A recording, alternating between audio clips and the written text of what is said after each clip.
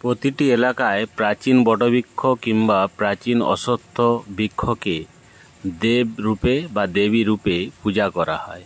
এখানে যে বটবৃক্ষটি আছে এটি আমাদের বংশের একটি বটবৃক্ষ, যার তলায় মা ষষ্ঠীকে পুজো করা হয়। মা ষষ্ঠী এই গাছে অবস্থান করে এবং আজকে ষষ্ঠীর দিনে মায়ের পুজো হয়। প্রত্যেকটি বাড়ি থেকে মায়ের মন্দিরে ভেটি নিয়ে আসে সন্তানের মঙ্গল কামনায় এবং অনেকে মানত করে যায় যারা সন্তানের জন্য অপেক্ষা করছে যাতে তাদের সন্তান লাভ হয়। এই গাছটির বয়স আনুমানিক প্রায় 300 বছরও হতে পারে।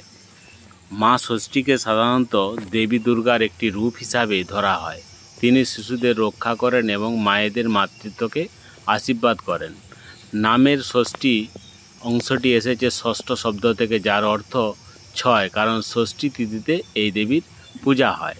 তাকে সাধারণত সোনালি রঙের 6টি হাতযুক্ত এক মমতাময়ী মাতৃরূপে চিত্রিত করা হয়। তার বাহন হলো বিড়াল। অনেক সময় তাকে কোলে শিশু নিয়ে বসে থাকতে দেখা যায়, যা মাতৃত্বের প্রতীক।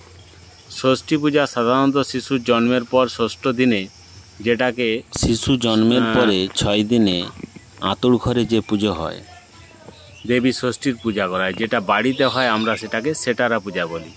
আষাঢ়ী এবং অশ্বিনী ষষ্ঠী দুবার বড় উৎসব আকারে পালন হয়।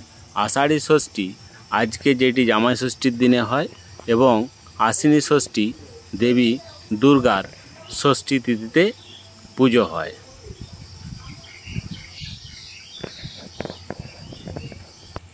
বিশ্বাস বা লোকাচার, তিনি শিশুদের সব অশুভ শক্তির হাত থেকে রক্ষা করেন, তাই সন্তানের মঙ্গল কামনায় মায়ের ব্রত পালন করা হয়।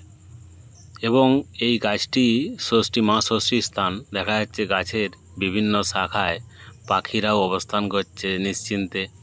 নিচে গরু বা গৃহপালিত পশু সুনিশ্চিন্তে শুয়ে আছে এবং মানুষজনও মায়ের ঠান্ডা তলে গিয়ে বিশ্রাম নেয়।